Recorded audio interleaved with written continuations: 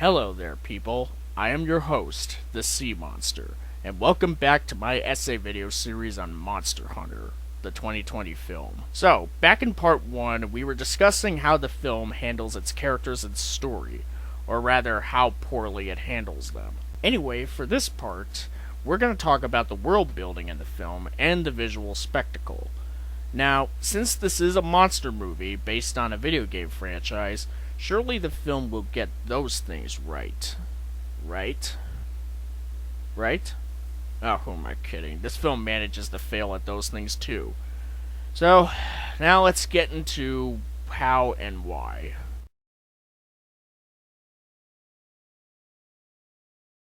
First, let's talk about the world building. The world building in Monster Hunter 2020 is practically embarrassing in execution. We spend over an hour of the film's 105-minute runtime in the desert part of the monster world, so we don't get enough of a sense that this is a lush, vast world, even when the film presents us with scenes like when Artemis and the Hunter see a herd of creatures at a watering hole, or oasis, or whatever, like something out of Jurassic Park. The film spends so much time on thrusting Artemis into action sequences, one after another, whether it's her running from and or fighting big monsters or squabbling with the Hunter, that it only spares just the bare minimum of effort to showcase the world itself. Then we have something like the Palico, which is a member of a species of cat-like creatures established in the games to be companions for the Hunters. In the movie, Artemis, as well as we the audience, meet a one-eyed Palico who is a companion of Ron Perlman's character and his people as it's cooking food for them. Now, this character's introduction comes completely out of nowhere and is so late into the film that it just comes off as bizarre. If the film had a Palico appear earlier in the film, like as a companion for the Hunter and Artemis during their adventure, then it would have fixed the problem as far as how the Palico is introduced into this world, or how we're introduced to this thing. Either that, or just don't even have the Palico in the film at all, since its presence is superfluous fan service that could have been taken out of the film completely without any effect on the plot. The exclusion of the Palico wouldn't even affect the mid-credits scene that teases a direct sequel, which features some cloaked figures watching Artemis and company fighting monsters. If I may add, it's pretty amusing now to see that this movie has a mid-credits scene even though it flopped financially, due to it being released only in theaters during a time when theaters that were in operation were rather scarce. This mid-credits scene is also emblematic of the problem with Monster Hunter 2020. The film focuses so little, if at all, on having an engaging plot and characters worth caring about, occurring in harmony with the substantial amount of action, that the fact that Paul W.S. Anderson felt the need to add a mid-credits scene under the assumption that people would be invested enough to see another movie like this is almost laughable. Anyway, back on to the discussion of world building. So, another problem with this film's world building is the fact that the monster world isn't expanded on or explored in an organic way, in a way that would allow it to come off like a world that one could buy into and even see themselves living in. What do I mean by that? Well, let me break it down like this. Let's break down the various settings of the monster world that were presented throughout this film. First, we have the desert, which I might add is what we see for most of the movie, where Artemis and the Hunter reside trying to deal with the Diablos. Then we have the caverns with the big spider creatures, which is still around the desert area, but for the sake of being begrudgingly nice to this film, let's just say that this is its own setting. Then when we finally leave the desert, we go to an oasis or forest-like area where we see the Apsaros, which are the dinosaur-like creatures that we get that Jurassic Park-like scene where Mila Jovovich's character and Tony Jaa's character see in majesty the creatures just at the watering hole. And finally, we have the gateway that Artemis and company go to, where they confront the Rathalos. Now, the problem is that the way the film is structured simply doesn't allow this world to be anything special or even come off like a legitimate wilderness. To improve this, let's go over a hypothetical scenario regarding the film's world building as well as the creatures that reside in it. That may also tie in with how the film, deals with its action scenes. Let's say we have a herd of Apsaros, the dinosaur-looking creatures whom we get a stampede sequence with almost shortly after the sort of Jurassic Park-like scene where they're at the watering hole. Let's say we have this herd trekking through the desert to find this watering hole, or something to that effect, only to be hunted by, let's say a certain Diablos, like the one that has been a constant threat to Artemis and had wiped out her team earlier in the film. Perhaps the film could have combined the Apsaros stampede sequence with the sequence where Artemis and the hunter finally slay the Diablos. This could also play into the monster hunter element that has been present in the games, something that the film barely has, if at all. When this sequence is over, we could then get the scene where we see the Apsaros herd had found respite at the oasis area and had found their watering hole, so that whatever feeling of majesty that we're supposed to get in this scene could be more potent because, much like our world, there's a sort of majesty and beauty in nature that can be admired despite its more dangerous side. That way, maybe, just maybe, we could potentially have more time to spend seeing Artemis or the Hunter properly develop his characters. But, instead of properly building this world, or building anything, we have to spend time on action sequences that aren't even that good anyways. No time for admiring certain sights, no time spent on appreciating the quiet side of nature, because we have to quickly get to a big dragon tearing up a helicopter. We're in the danger zone for all the time that we are in this monster world. I understand that nature has many dangers, but it's not like if one were to wander into the woods, they'd encounter bears, wolves, rattlesnakes, or stampeding elk for all the time that they're there, because at some point, there's going to be some quiet time. They're not going to encounter all these dangers 24/7, 365, or however long they're all going to be there, because all those animals that would be a danger to them would probably have better things to do elsewhere. Also, the way this film is structured, in terms of how we go from point A to B to C to D, and so on, makes this film come off less like a movie and more like a video game that we can't play, where we have a desert level, a cavern level, an oasis level, and a final boss level, or sub-level, I guess, if we're gonna include the Ratharos rampage on the military like it's a phase in a boss battle. In fact, it's pretty ironic, isn't it?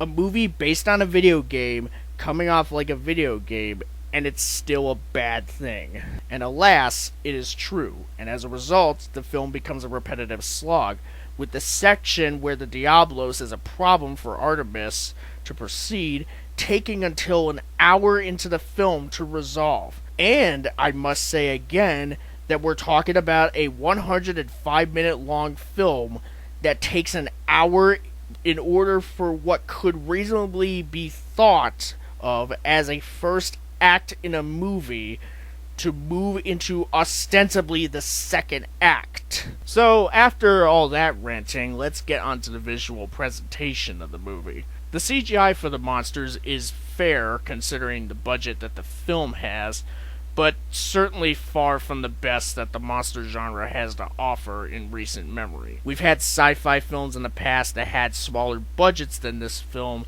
that still managed to pull off impressive CGI. District 9, being an example, had a smaller budget than Monster Hunter, but not only was its budget used much more wisely and more effectively, but when the film had to use CGI, it looked amazing. The prawns, the aliens from that film, had a level of detail put into them that made them look like they were actually there at several points. Monster Hunter, however, has at best passable CGI, and at worst has CGI that would look pretty impressive as a cutscene for a video game. Ironic. Now, even though how the CGI looks may be all that the film has to offer in terms of what's wrong with it, alas and sadly, that is not all. So I think it's safe to say that we should go right into Paul W.S. Anderson's direction with the camera. Oh boy, where do we begin on that? Well, for starters, we have to look at how Paul W.S. Anderson's previous action films were done in terms of how their set pieces were shot. They did have some quick cut editing at points, but for the most part, in films like Alien vs. Predator, The Three Musketeers 2011, Mortal Kombat 1995, and most of the Resident Evil movies that he directed, the action scenes in those movies at least stayed on certain shots and moments long enough for us to not only know what's going on, but also, when they're done really well, to at least somewhat appreciate the visual spectacle. However, many of those films figured excessive amounts of slow motion, especially in the case of Resident Evil Afterlife, which does it so much to where it's rather laughable or borderline sleep-inducing, and those films have been rightfully criticized for that. But then, when it comes to movies like Resident Evil The Final Chapter and this movie, it's almost like Anderson went out of his way to give the critics who didn't like his use of slow motion a big middle finger by now making action movies where there's so little time spent on shots and so many quick cuts, sometimes with shots not even going on for half a second before cutting to another shot / angle to hide the fact that certain actors and actresses like Mila Jovovich can't pull off convincing fight choreography, despite how ridiculous that notion is, because Jovovich has been doing her husband's action movies for close to 2 decades, which means she should have had some level of experience at this point to pull off convincing fight choreography. And no example in this film is more frustratingly true to these facts than the excessive and extensive fight sequence between Artemis and the Hunter. Here, we have a fight scene between an actress like Mila Jovovich, who has been doing action movies for years, and an actor like Tony Jaa, who is also a martial arts expert that has proven his expertise in many action films. And yet, Paul W.S. Anderson still cannot help but go out of his way to not let these two pull off convincing choreography on camera, with excessive switching between bad angles and having cuts that don't even make sense on a cinematic level. There is literally a moment in this sequence where Artemis and the Hunter fall from one place into another place. Not a huge drop, but a decent drop. And the film shows it by cutting at least 5 different angles just to show them falling from one place to another. I actually counted, and I can guarantee you all that that's how many quick cuts there were in just that moment. Now, imagine that, but for a whole set piece. I even had to pause the movie at some point during this fight scene because I genuinely could not believe that somebody looked at how badly done and incoherent so much of this fight sequence was and gave it the thumbs up to be put in the film. But then again, that someone might have been Paul W.S. Anderson, who made Resident Evil The Final Chapter one of the most visually assaulting and most ineptly made action films that I have ever seen in my life. So of course I'd probably expect him to consider this fight scene to be quality filmmaking when objectively it's not.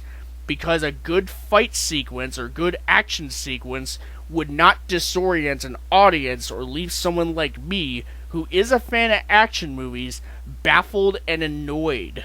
Heck, Olivier Megaton, the director of the Taken sequels, which also includes such terrible action filmmaking, would probably give this movie at least a 4-star review if he had seen it just for the visual gibberish that was this fight scene. Now, while the set pieces involving monsters fare better in terms of how they're put together, it's still not saying much because the way certain scenes are shot is so frenetic and there's still that quick cut editing going on to the point where those scenes still come off as a blur. And considering how so poorly handled the film is in terms of its characters and plot, the action scenes involving the monsters have no impact whatsoever. Even when there are parts that would be semi-cool as isolated moments, like the scene where the Rathalos basically obliterates the military folks who found Artemis during the climax. Sure, the monsters look like how they would have looked in the games, like the Diablos and the Rathalos, but if the film as a whole is so terrible and the action is so badly done, then I, as somebody who isn't exposed to the games, at least as of this essay video series, couldn't care less about how accurate the monster designs are to the games. Even if those folks at Capcom who got the preview of the monsters in this movie were impressed by how these creatures, whom they have taken credit for the conception of, look in comparison to the games, it still doesn't matter at the end of the day. Like, they pretty much could easily have been paid off by Sony or Paul W. Anderson or whoever just to give them the green light, so it doesn't really matter at this point. At the end of the day, while the monster action sequences do fare better than the human-on-human action, that's still not exactly high praise. So it appears safe for me to say that everything that needs to be covered has been done so. So now, it's time to bring this series, or perhaps rant, if one may interpret it as such, on Monster Hunter 2020 to a close.